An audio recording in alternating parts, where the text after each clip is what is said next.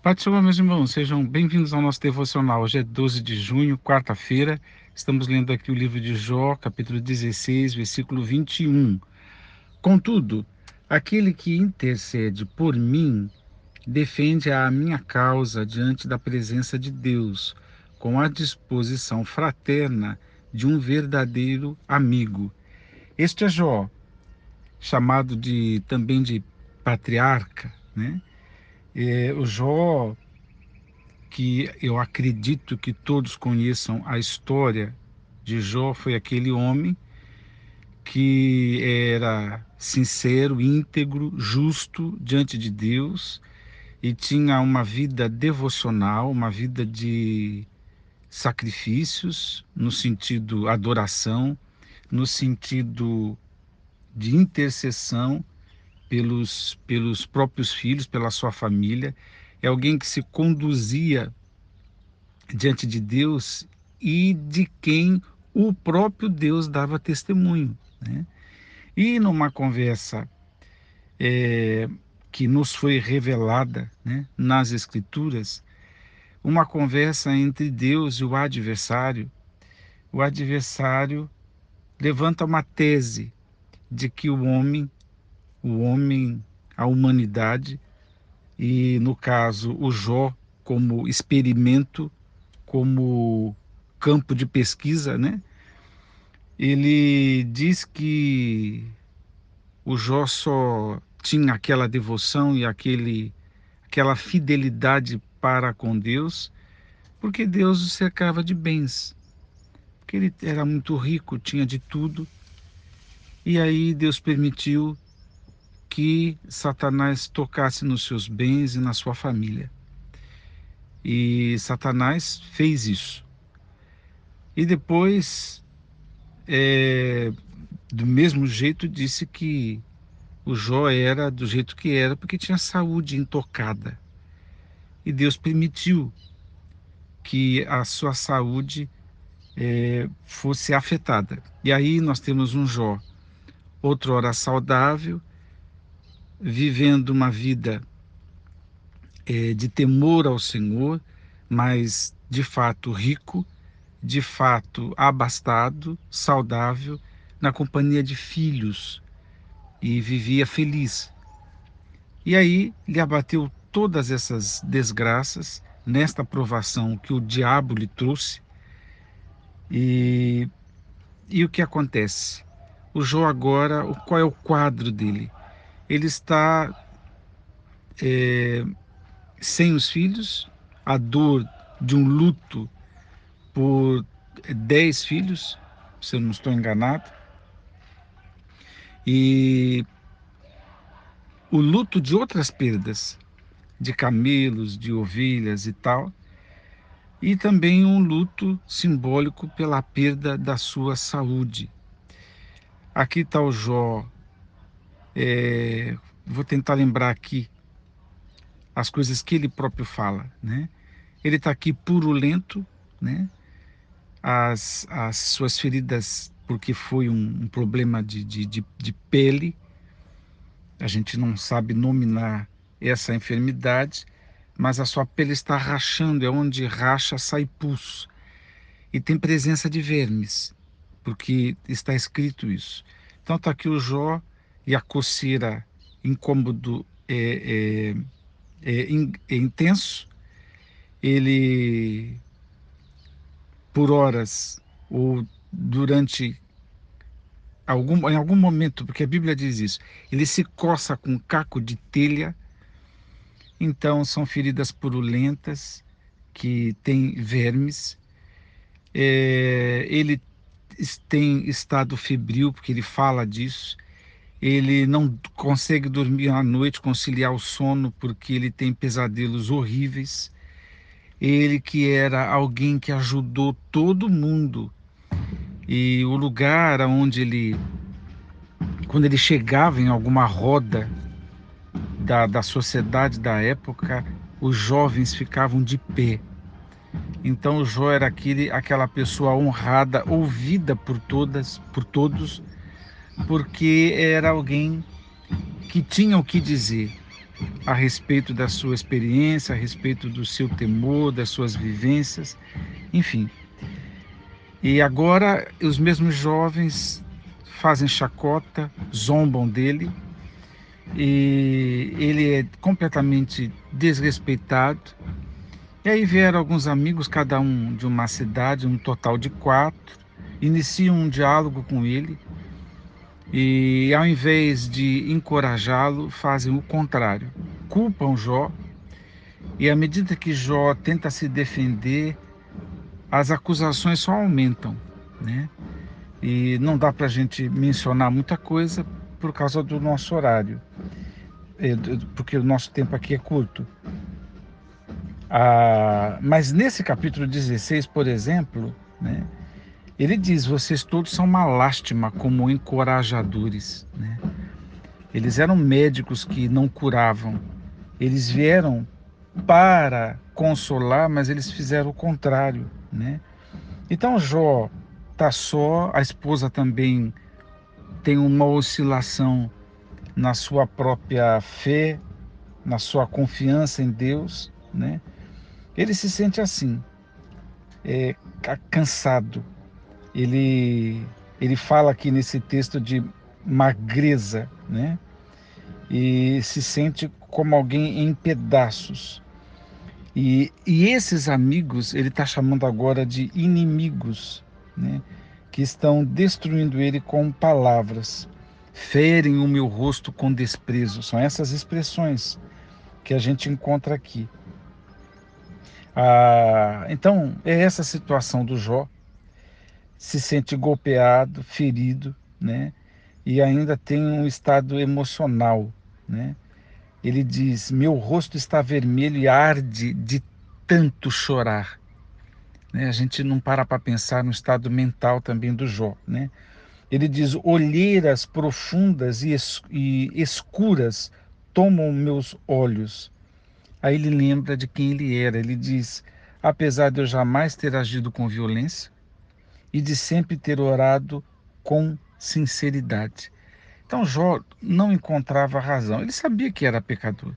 Ele sabia que Deus é o Altíssimo, que Deus julga, criou tudo, porque no discurso de todo mundo ele sabe que Deus é o santo, né?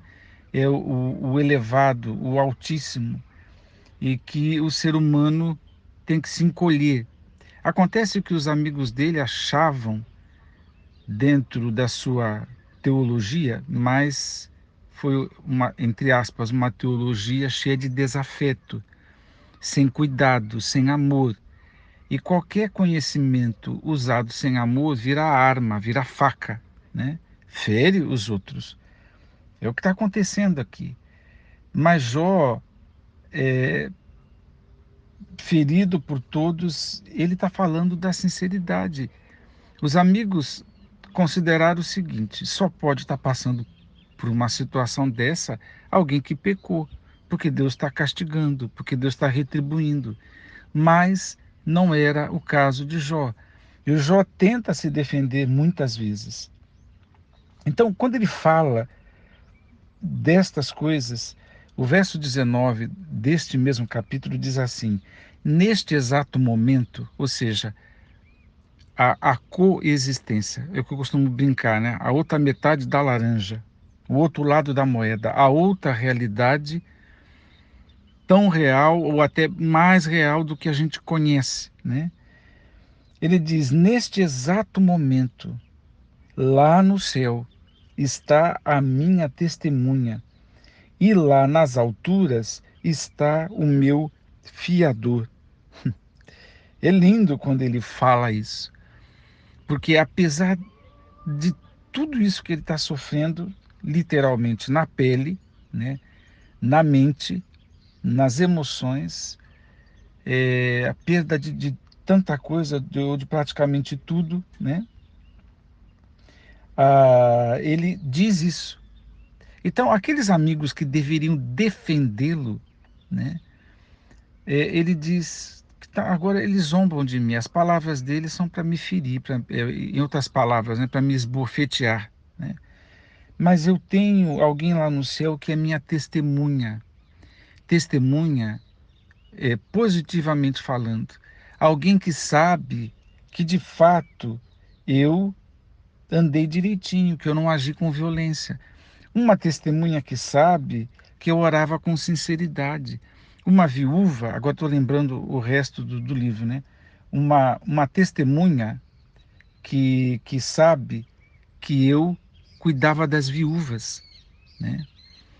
Uma testemunha que sabe que eu amparei órfãos, que eu nunca tratei ninguém com usura, que eu apoiei os meus trabalhadores em tudo que eu pude fazer. Então, ele tem uma testemunha que sabe, né? Bom, vamos nos colocar no lugar do Jó, não no sofrimento, porque graças a Deus estamos longe disso, mas na condição humana de pecador, e a gente não tem um histórico para dizer: Deus, olha, eu tenho uma testemunha no céu porque eu sempre andei direito. A gente não pode dizer isso. Esse aqui, o Jó, Deus deu testemunho dele, íntegro, justo, né, fiel. Ah, e nós? O nosso passado não é elegante. A gente não tem orgulho. A gente não tem moeda, sabe? Para trocar com Deus e dizer: Deus, eu tenho andado em fidelidade. Eu sou 100% justo. Eu não peco. Então, a gente não tem esse discurso. O Jó tinha dentro do que ele entendia como conduta, né? E ele fala disso. Aliás, Davi também falava assim, né? Mas nós já temos noção suficiente do que é o pecado e de que nós somos pecadores. Então a gente tem essa testemunha no céu, tem, mas a gente não tem o discurso anterior. Eu tenho andado perfeitamente. A gente não tem esse discurso, mas a gente tem uma testemunha no céu.